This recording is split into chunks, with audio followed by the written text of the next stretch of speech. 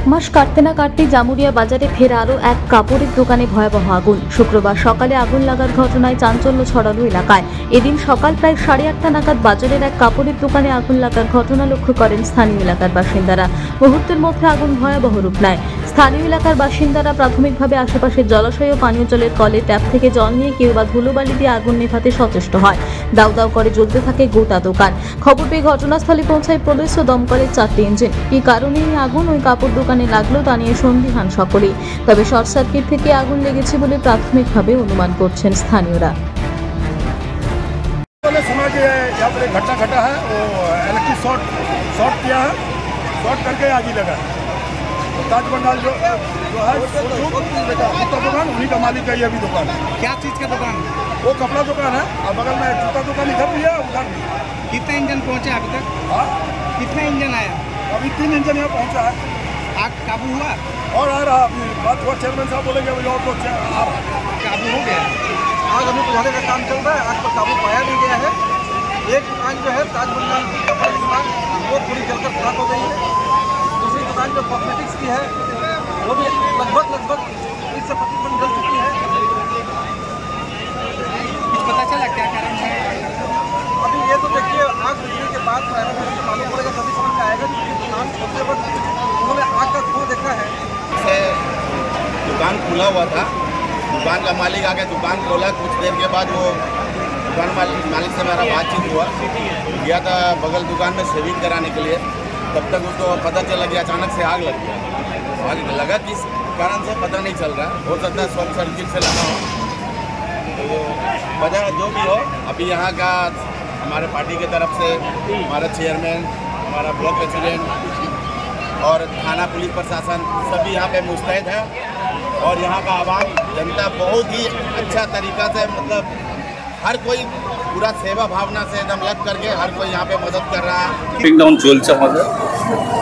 কি মনে হচ্ছে কীভাবে আগুন লাগতে পারে সেটা তো খতিয়ে দেখা হবে, এই মুহূর্তে বলা সম্ভব নেই। দেখছি আমাদের কাজ চলছে অলরেডি। স্যার ঘটনাস্থলে কতগুলি দমকলের ইঞ্জিন? আমাদের 3খানা দমকল ইঞ্জিন এসছে। আগুন নেভানোর ক্ষেত্রে কি পর্যাপ্ত জল আছে পাশে আছে আমাদের, ওইখান থেকে আমরা রিলে সিস্টেম আমরা জল ব্যবহার পেয়ে যাচ্ছি, অসুবিধা কিছু নেই। সাফিসিয়েন্ট জল আছে, অসুবিধা নেই। আগুন যে অংশ যেটা ছিল সেটা কি এখন প্রায় নিয়ন্ত্রণে আছে? হ্যাঁ, আগুন নেই, আপনারা তো দেখতে পাচ্ছেন আগুন নেই। যেখানে অনেকটা আগুন নিয়ন্ত্রণের মধ্যে চলে এসেছে, আশা করি খুব জলদি ব্যবস্থা এটা হয়ে যাচ্ছে।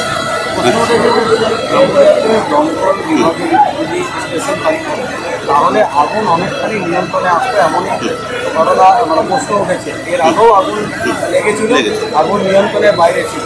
কি বলবেন এই বিষয়ে? অলরেডি আমার এমএলএ সাহেবের সঙ্গে আলোচনা হয়েছেন। এমএলএ সাহেব আমার কাছে অলরেডি জামুরিয়াতে ফায়ার ব্রিগেড করার জন্য পেপারসও চেয়েছেন, ওনাকে অনেকদিন আগেও দেওয়া হয়েছে। তো উনি এখন বললেন যে আন্ডার প্রসেসের মধ্যে আছে, আশা করি খুব জলদি এটা ফায়ার ব্রিগেড জামুরিয়ার ব্যবস্থা হয়ে যাচ্ছে। কারণ উনি প্রতিশ্রুতি দিয়েছিলেন। হ্যাঁ, উনি প্রতিশ্রুতি, হ্যাঁ, 4টা বছর পেরিয়ে গেছে।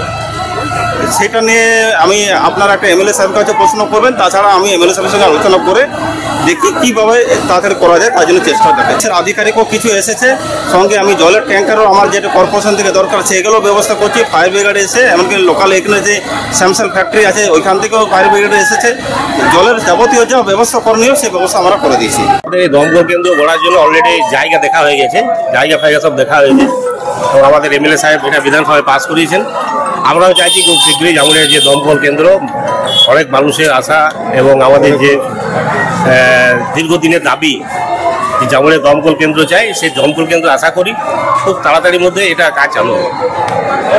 কিন্তু প্রশ্ন হচ্ছে দাদা, যবে দমকল কেন্দ্র তৈরি হবে বা দমকল স্থাপন, ততক্ষণ পর্যন্ত আগুনে তো অনেকখানি ঘটনা ঘটে যেতে পারে। তাহলে কীভাবে নিয়ন্ত্রণে আনা যেতে পারে? আমাদের সামনাসামনি একটা যেমন আমাদের ইন্ডাস্ট্রি একটা আছে দমকল, ঠিক তেমনি আমাদের রানীগঞ্জ আছে, সামনে আমাদের রানীগঞ্জ আছে। এবং যা হোক আজকে যে আগুন লেগেছে সঙ্গে সঙ্গে 3খানা গাড়ি আমাদের এখানে এসে গেছে এবং আমাদের কর্পোরেশনের কিছু জলের ট্যাঙ্ক তারাও জল সাপ্লাই করছে, যাতে খুব দ্রুততার সঙ্গে এই জলের আগুনটাকে নেভানো যায়। জামুরিয়া থেকে সত্যেন মুখার্জির রিপোর্ট, টিভি নিউজ 10। আপনি কি আপনার দোকান, রেস্তোরাঁ বা ব্যবসার জন্য বিশ্বস্ত এবং নিরাপদ পানীয় সরবরাহকারীর খোঁজ করছেন? ভাবছেন কোথায় পাবেন? তাহলে দেরি না করে অতি সত্বর যোগাযোগ করুন আলো এন্টারপ্রাইজের সাথে। আমরা বিসলেরির main super distributor and super stockist. আমাদের এখানে আপনারা পেয়ে যাবেন ভারতের উচ্চমানের নিরাপদ পানীয় সরবরাহ,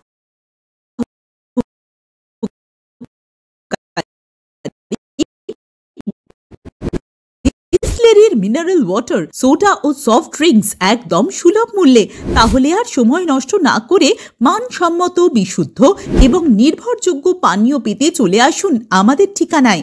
ঠিকানা সারদাপল্লী, বেনাচিতি, দুর্গাপুর 713213। বিশদে জানতে কল করুন 9064157482 অথবা 9064457040 এই নম্বরে।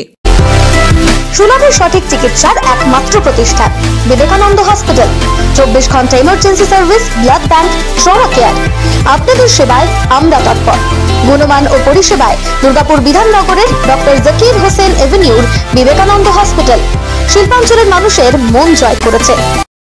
নতুন বছরে সাফল্যের চাবিকাঠি চান? সেরা জ্যোতিষের শিরোপা, ইন্ডিয়ান আইকন অ্যাওয়ার্ড 2024 আর গোল্ড মেডেল প্রাপ্ত অ্যাস্ট্রোলজার আর বাস্তু কনসালটেন্ট চিন্ময় শাস্ত্রীর কাছে আজই যান। কালার থেরাপি, নামের বানান সংশোধন সহ সঠিক মানের গ্রহরত্ন দিয়ে ভাগ্য পরিবর্তন করুন। কল 9609604638 অথবা visit Bengal Ambuja, City Centre, Durgapur. ছিমছাম পরিবেশ এবং প্রাইম লোকেশনে মনের মতো সুন্দর হোটেল মানেই হোটেল অ্যাস্টর। হোটেল অ্যাস্টরে আপনি পাবেন মনের মতো সিঙ্গেল এবং ডাবল বেডের অত্যাধুনিক সুবিধাযুক্ত রুম, পাবেন রকমারি জিভে জল আনা স্বাদের ইন্ডিয়ান, চাইনিজ এবং কন্টিনেন্টাল ভ্যারাইটি ডিশ দিয়ে সাজানো ঝাঁ চকচকে ব্যাংকুয়েট। সিটি সেন্টারের ক্ষুদিরাম বসু সরণির মতো অভিজাত এলাকার আপনার মনের মতো রুম পেতে আজই যোগাযোগ করুন hotel Astor, city Centre, Durgapur 16। আপনারা দেখছেন টিভি নিউজ 10। আপনারা মানে আমরা।